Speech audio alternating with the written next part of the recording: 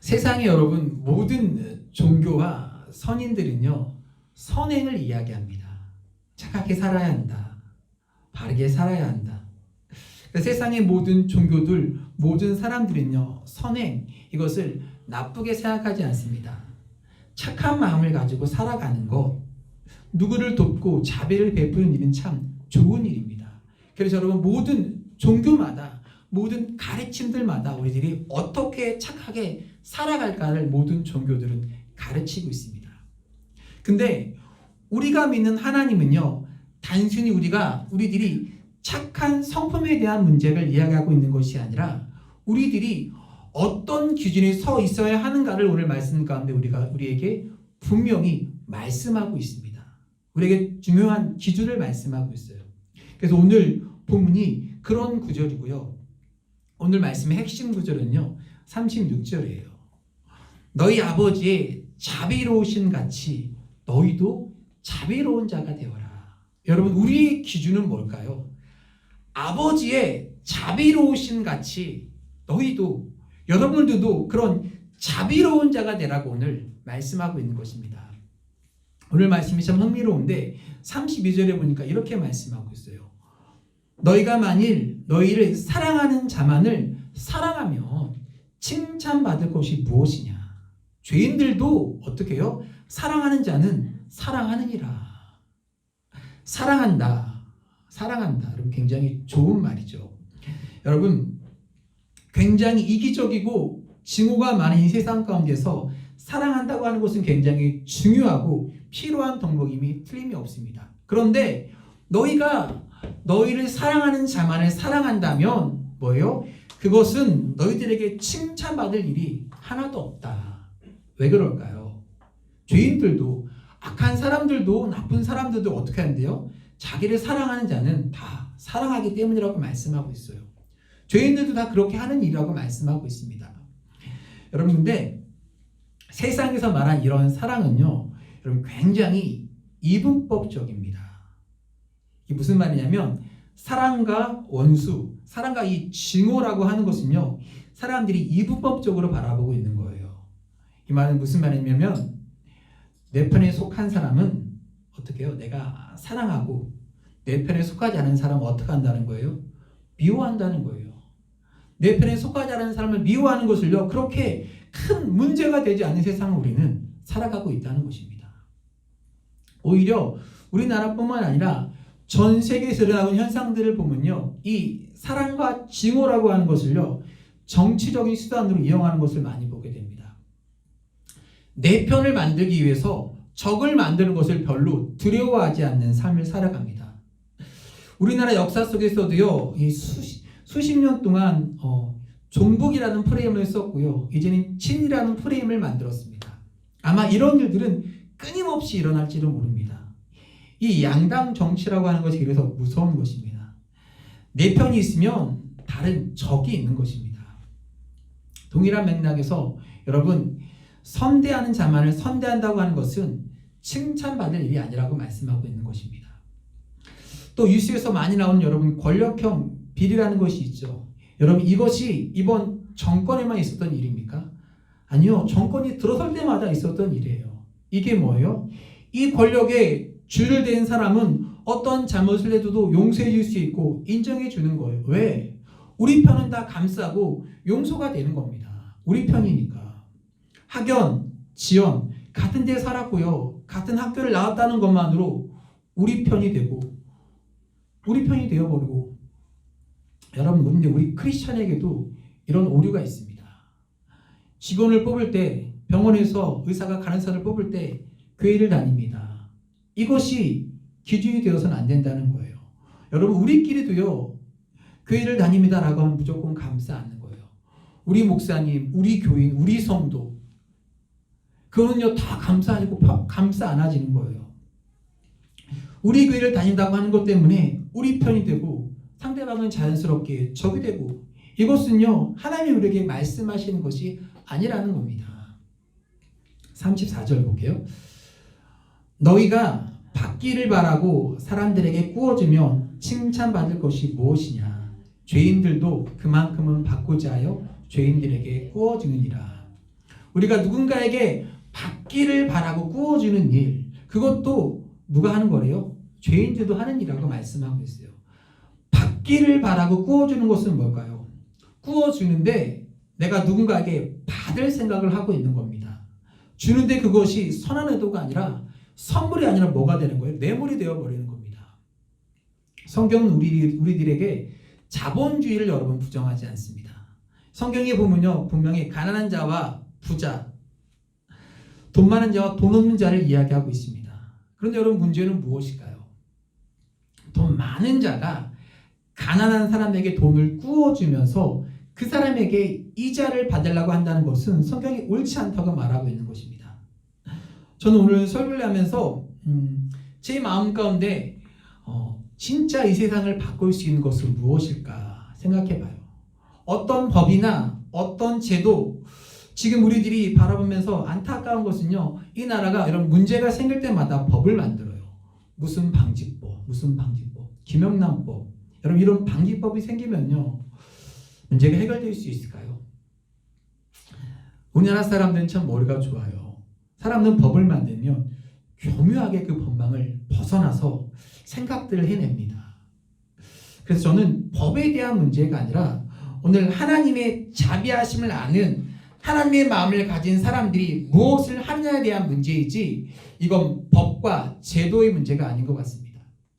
이 세상을 바꿀 수 있는 것, 우리의 가정을 바꿀 수 있는 것, 이 나라의 민족을 바꿀 수 있는 것, 하나님의 말씀이 우리 가운데 와서 역사하게 하여 주옵소서.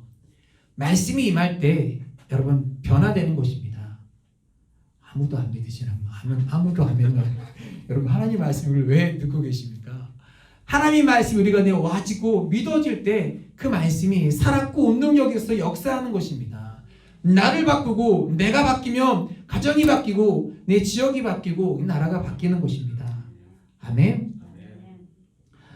하나님의 말씀을 따라 사는 사람들이 하는 일과 그냥 선행을 베푸는 것하고는 다른 것을 이야기하는 것입니다. 그럼 하나님의 마음은 어떠한 마음일까요? 오늘 성경에 보면요, 하나님의 그 자비는요, 선별적이지 않다는 것입니다. 하나님의 자비는 어떡하지 않다고요? 선별적이지 않다는 거예요. 하나님의 자비를 베푸실 때 그 자비가 어떤 자비일까? 우리가 보니까 하나님께서 나에게 자비를 베푸실 때 만일 하나님께서 어떠한 기준을 세워놓고 이런 사람에게는 자비를 베풀고 이런 사람에게는 자비를 베풀 수 없어 라고 하나님이 기준을 세워놓으셨다면 나는 그 기준에 들어갈 수 있는 사람일까? 여러분, 들어갈 수 있을까요? 하나님이 우리를 사랑하시고 우리를 용납하시고 우리에게 은혜를 베푸신 것은요, 그것이 선별적이구나, 어떤 기준에 의해서가 아니라 하나님이 우리를 용납하시고 우리에게 은혜를 베푸셨던 것처럼. 할렐루야. 왜 이렇게 오늘 분위기가 가라앉아 있습니까? 네. 하나님이 우리를 용납하시고 우리에게 은혜를 베푸셨던 것처럼 오늘 36절 말씀처럼 너희 아버지의 자비로우심 같이 너희도 자비로운 자가 되어야 한다. 이것이 오늘 성경이 우리에게 이야기하고 있는 여러분 기준입니다. 은혜를 아는 그리스도인들, 자격 없는 가난한 사람들을 제외하거나 쉽게 포기하지 않습니다. 그리스도의 자비는요, 자비를 받아야 하는 사람의 가치에 근거하는 것이 아닙니다. 오히려 하나님께서 베푸신 그 자비를 말미암아 우리가 가치 있는 사람이 되었던 것처럼 우리가 자비를 베푸는 기준도요, 일정한 가치 기준에 도달한 사람에게만 자비를 베푸는 것이 아니라, 여러분, 근데 이게 얼마나 힘듭니까?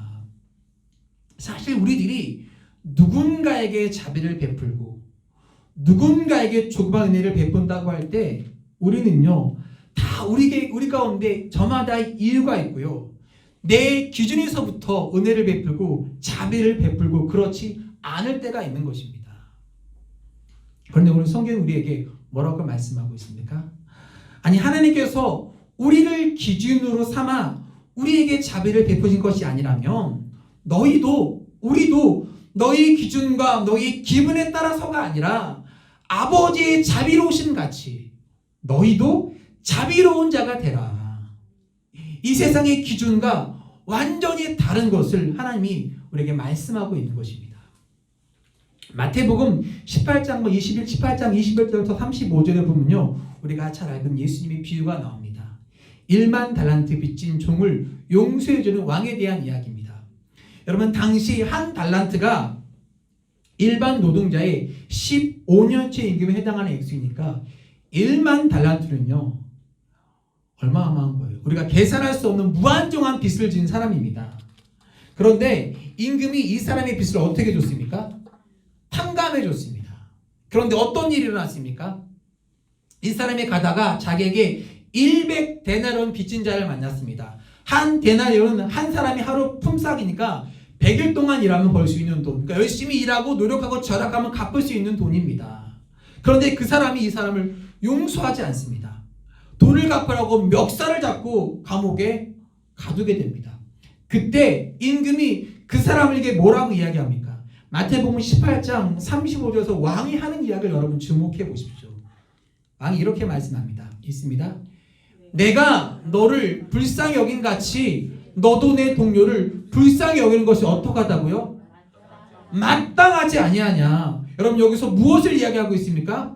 돈이 많고 적음을 이야기하는 것이 아닙니다. 내가 너를 불쌍히 여겼으니 너도 불쌍히 여기는 것이 마땅한 일이다. 여러분, 용서와 자비는요, 많고 적음의 문제가 아니라 뭐래요? 마땅한 일이라고 말씀하고 있습니다. 많고 적음이 아니에요. 우리가 해야 할 마땅한 일이라고 성경이 말씀하고 있는 것입니다.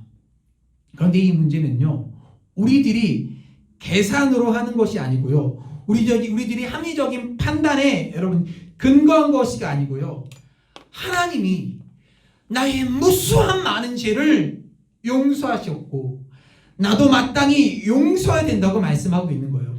내가 하나님의 용서와 사랑을 받았으니까. 근데 이 말씀이 우리에게 때론 아픔으로 다가올 수가 있어요. 하나님, 여러분이 용서하지 못하는 나는 용서하지 못합니다. 근데요, 용서와 자비는 뭐래요?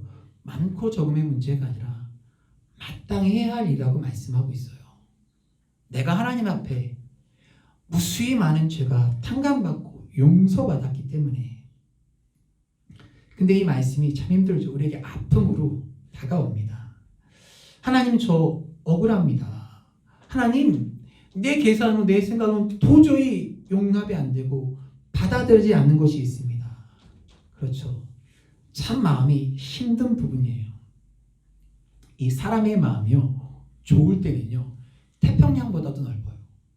모든 것을 수용하고 받아줄 수 있을 것 같아요. 그런데 내 마음이 뭔가 하나 틀어지고요, 감정이 상하고 상처를 받으면요, 작은 바늘 하나도 용납하지 못하는 것이 우리 인간의 마음입니다.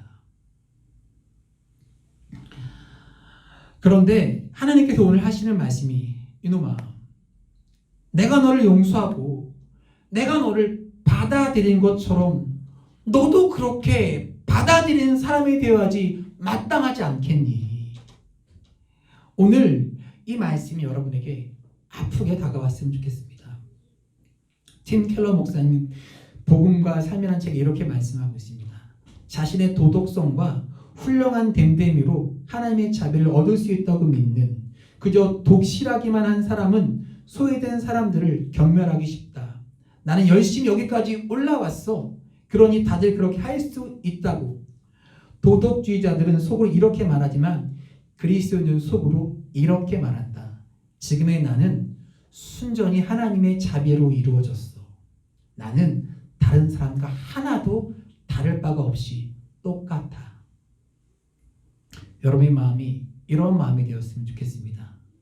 세상에서 말하는 긍휼과 신앙적인 긍휼의 차이점이 무엇일까요? 세상은요, 가진 사람들에게 선행을 요구합니다. 가끔 교회에서 이렇게 이야기하죠. 여러분, 하나님께 여러분에게 축복해 주셨고 많은 걸 주셨으니까 여러분 어려운 사람들을 도우십시오. 여러분 할 때마다 내가 평균보다 많은 것을 가지고 있는 사람들은요, 어떤 도덕적 의무감, 때로는 죄책감 같은 것을 느낍니다. 그런데 내가 이런 상황에서 누군가에게 도움을 줄 때 도덕적인 우월의식에 빠질 수도 있습니다. 그런가 하면 내가 누군가를 도움을 통해서 도덕적인 보상 심리를 사람들은 받기도 합니다. 그런데 내가 이 정도 도왔으니 내가 이렇게 살아갈 수 있어, 자기 위안에 빠지기도 합니다. 어느 순간 우리들에게 누군가를 돕는다고 하는 것이 의무감으로 자리 잡기 시작합니다. 그리고 이 의무감이 우리들에게 때론 부담이 되기 시작할 때 죄책감에 빠지기 시작합니다. 여러분, 죄책감에 빠지기 시작하면요, 어떤 일이 일어나는지 아십니까? 의도적으로 어렵고 힘든 사람의 이야기를 회피하는 경향들이 있습니다. 여러분, 세상에서 이야기하는 기부, 남을 돕는 것, 그것이 성경이 우리들에게 이야기하고 있는 자비는 조금 다른 것입니다. 여러분, NGO 단체에서 후원자들을 모집하는 영상을 여러분 보셨을 거예요. 텔레비 광고에서도 대부분 어떤 영상이냐면 아프리카에서 빼짝 마른 아이가 눈이 퀭하고 눈물 뚝뚝 흘리고 있는 그런 영상들, 그리고 아이들이 몸에 상처가 나서 짐을 얻어가 벌레가 붙어있는 모습들을 보여줘요. 이 아이들을 바라보면요, 사람들이 영상을 바라보면서 죄책감을 느끼는 거예요.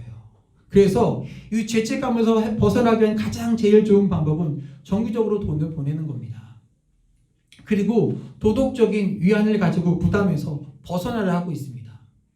이것이 세상에서 이야기하는 누군가를 돕는 것들에 대한 방법들, 동기들입니다. 그런데 하나님은 우리들에게 무엇을 말씀하고 있습니까? 얘들아, 단순히 너희들의 도덕적인 동기, 도덕적인 우월의식, 그 책임에서 벗어나는 것이 아니라 하나님께서 우리에게 베풀어 주셨던 그 자비와 사랑을 생각하며 내가 다른 사람들을 바라보며 하나님의 마음을 느낄 수 있는, 그 아픔을 느낄 수 있는 사람이 되었으면 좋겠다. 단순히 여러분, 우리들이 가지고 있는 물질적인 그런 차원에서의 그 선행이라고 하는 것을 이야기하는 것이 아니라 내가 있는 것을 가지고 돕는 그런 도덕적인 생각이 아닌, 물질적 가치에 기반을 둔 것이 아닌 하나님께서 우리들에게 주시는 그 자비하심이 너희들에게 있었으면 좋겠다. 여러분, 고린도 후서 8장 2절에 보면요, 사도 바울이 굉장히 기뻐하는 장면이 나옵니다. 그 당시 예루살렘 교회가 기근이 들었다는 소식을 듣고 마게도냐 교회가 돈을 모아서 보내는 장면이 나옵니다. 고린도후서 8장 2절 말씀 보겠습니다. 읽습니다. 한란의 많은 시련 가운데서 그들이 넘치는 기쁨과 극심한 가난이 그들의 풍성한 연보를 넘치도록 하게 하였느니라. 자, 이게 무슨 말이냐면 예루살렘 교회가 어렵다는 이야기를 들었어요. 그런데 마게도냐 교인들이 돈을 모아서 보냈습니다. 그런데요, 예루살렘 교회는요, 마게도냐 교회보다 훨씬 더 부자 교회였습니다. 상업의 중심지였고요, 돈 많은 사람들이 예루살렘 교회에 훨씬 더 많았습니다. 근데 여기 기근이 들었다는 소식을 듣고 돈을 모았는데 마게도냐 교인들은 대부분 노예들이었어요.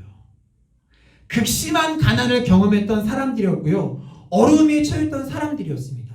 그런데 그들이 예루살렘 교회가 어렵다는 이야기를 듣고 그들이 돈을 모아 보내면서 그들에게 넘치는 기쁨을 경험하게 되는 것입니다. 여러분, 이 논리가요, 우리가 가지고 있는 부자와 가난한 자에 대한 논리가 아닙니다. 하나님의 은혜를 경험한 자들에게서 나오는 자발적인 넘치는 사랑에 대해서 이야기하고 있는 것입니다. 우리 교회는, 우리 그리스도인들은요, 세상의 논리와는 조금 다른 하나님의 자비하심이 우리 가운데 있을 때 우리가 할 수 있는 일들을 이야기하고 있는 것입니다. 오늘 본문에 35절과 36절 말씀을 보겠습니다. 오직 너희는 원수를 사랑하고 선대하며 아무것도 바라지 말고 꾸어주라. 그리하면 너희 상이 클 것이요 또 지극히 높으신 이의 아들이 되리니 그는 은혜를 모르는 자와 악인에게도 인자하시니라. 너희 아버지의 자비로우심 같이 너희도 자비로운 자가 되라. 말씀에서 원수를 사랑하고 선대하며 아무것도 바라지 말고 꾸어주리요. 그리하면 너희 상이 클 것이라고 말씀하고 있습니다. 전도서 11장 1절 말씀 볼게요. 11장 1절에 보겠습니다. 너는 내 식물을 물 위에 던져라. 여러 날 후에 도로 찾으리라.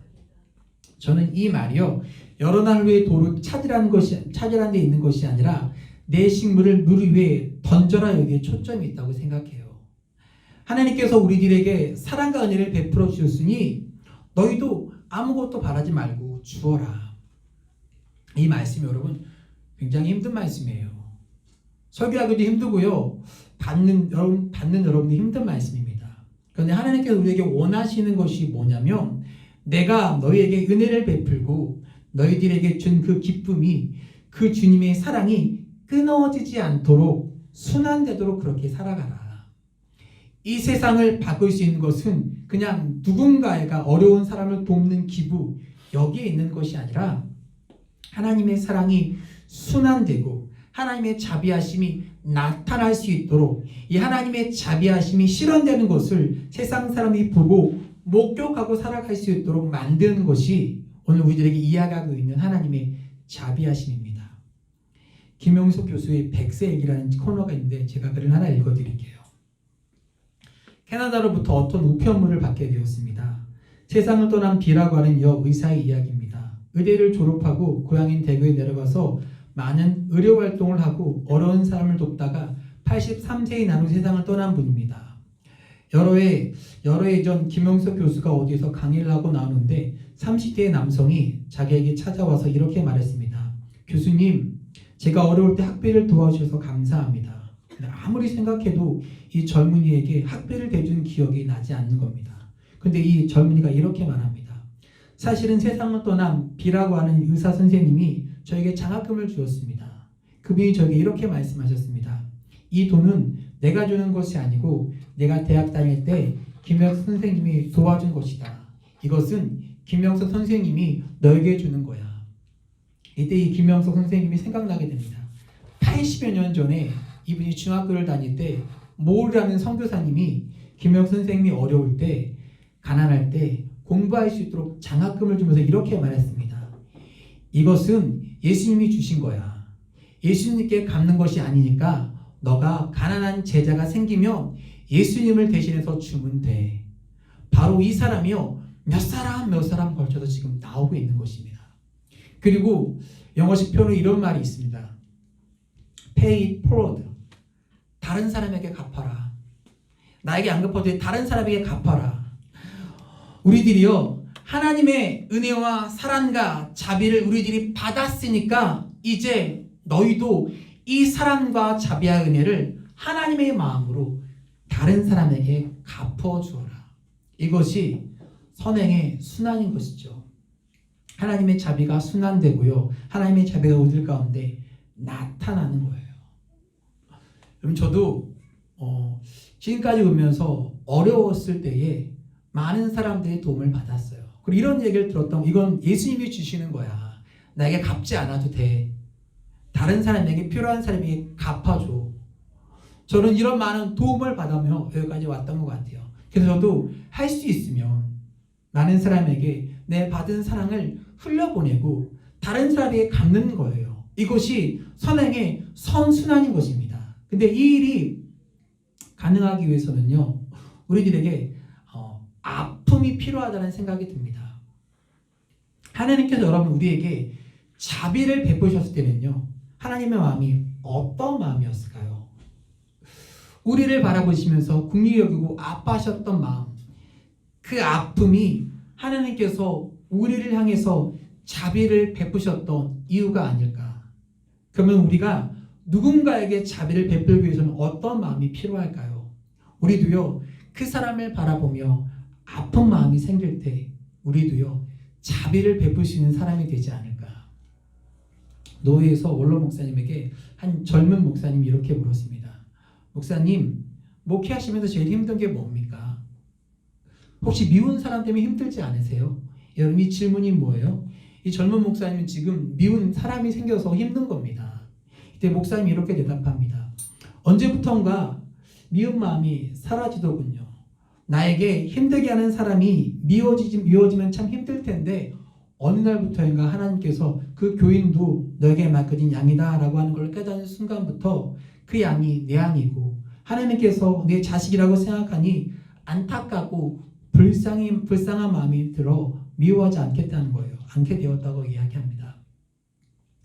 미움이 아닌 아픈 마음이 들기 시작할 때, 그 아픔의 영역이 넓어지기 시작할 때 우리들에게서 그 자비하심이 나오는데, 우리들이 그 아픔을 가지지 못하고 살아가는 것은 아닌가. 여러분, 아픔은 다 동일하지 않을까. 여러분들이 어렸을 때 한번 생각해 보십시오. 여러분들은 어떤 것에 목매고 아팠던 기억이 있는지. 제가 돌아보니까 학창시절 때 겨울잠바가 하나밖에 없었어요. 근데 저는 아무 생각 없이 입고 다녔는데 어느 친구가 저한테 묻더라고요. 너는 왜 그 옷만 입어? 이거 하나밖에 없거든. 그게 갑자기 저한테 아픔으로 다가왔었어요. 그 시절에 그게 아픔이었고 목매는 거였어요. 또는 때로는 친구 관계가 깨어지면 너무 힘들고 아팠고요. 시험을 보느냐 잘 봤냐 못 봤냐에 따라서 아팠어요. 그런데 우리가 하나님을 믿으면서 우리에게 어떤 아픔이 찾아와 할까요? 내가 하나님의 말씀대로 살지 못했구나. 내가 내 욕심에 넘어졌구나. 그 아픔들이 우리에게 찾아오는 겁니다. 훌륭하죠. 그런데 우리들이 조금 더 나아가면요, 나를 넘어서서 누군가를 위해서 기도하기 시작할 때 이웃을 향해서 우리 아픔이 우리에게 느껴지기 시작하는 것입니다. 너를 위해 기도하다 보니까 어떻게 해요? 너를 위해 기도하다 보니까 우리의 아픔이 보이기 시작하고 그 아픔의 영역이 확장되기 시작하면서 우리가, 저는 하나님의 사람으로 성숙해 간다고 생각합니다. 여러분, 이 하나님의 자비하심의 영역은 어디까지 펼쳐질까요? 우리 마음이, 아픔이 닿는 데까지 하나님의 자비하심의 영역은 넓어지는 거예요. 그래서 오늘 말씀 나누며 여러분에게 이렇게 부탁드리고 싶은 것은요, 하나님, 이 말씀을 드리면서 우리의 마음이 아픔이 느껴지게 하여 주옵소서. 이 아픔이 넓어지게 하여 주셔서 이 하나님의 자비하심이 그 누군가에게도 동일하게 자비하심으로 전달되게 하여 주옵소서. 제가 이런 글을 봤어요. 아픔을 모른 채 좋은 신앙이라는 이름 아래 눈치 없이 밟기만 한 사람이 성숙한 사람이 아니다. 다른 사람의 아픔과 내가 속한 공동체의 아픔과 내가 밟고 있는 땅의 아픔과 이 땅의 아픔을 함께하지 못하는 밝은 신앙인은 본인에게는 태양처럼 밝고 좋겠지만 타인에게는 그늘처럼 어둡다. 이 말에 굉장히 공감이 됐어요. 여러분, 제가 얼마 전에 뉴스를 보면서 이런 기사를 보았던 곳이 있어요. 제가 동영상을 잠깐 볼 텐데 여러분 보셨던 뉴스일 거예요. 동영상 잠깐 보고 설교를 이어갈게요.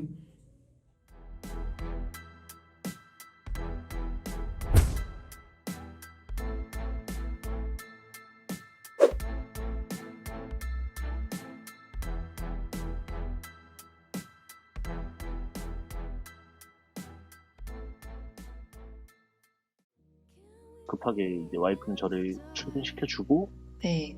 이제 응급실로 가던 상황이었는데, 그래서 급하게 차선 변경을 하다가 이제 차를 박았는데 와이프도 당황하고 그래가지고 이제 애기도 아프고 그러니까 이제 손도 떨리고 이제 울음도 나고 이제 저한테 전화가 먼저 오더라고요. 네. 블랙박스 영상을 확인을 하는데 네. 상대방 차주분께서 이제 따뜻하게 이제 안아주시는 그런 장면이 나오더라고요.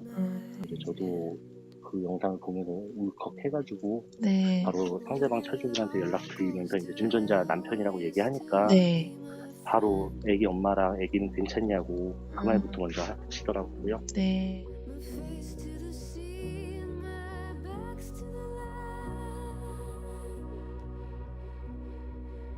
눈물을 흘리는 거예요. 잘못했다고. 근데 제가 그걸 보는 순간 저 딸 같은 거예요. 그래서 제가 눈물 닦아주면서 끌어안아줘. 어쨌든 아기를 빨리 병원으로 옮겨야 되니까. 저는 그냥 사고 처리는 나중에 하자 그러고, 그리고 거기서 이제 위로하고 그냥 보냈죠. 저희 딸이랑 동갑이더라고요. 대한민국 엄마들은 다 그랬을 거예요.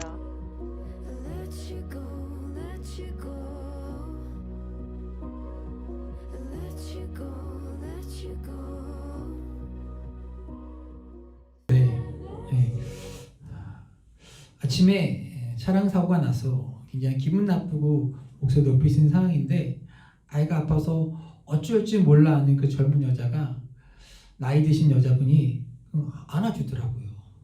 그냥 딸 같아서 어쩔 줄 몰라 하는 그 여자를 안아줬어요.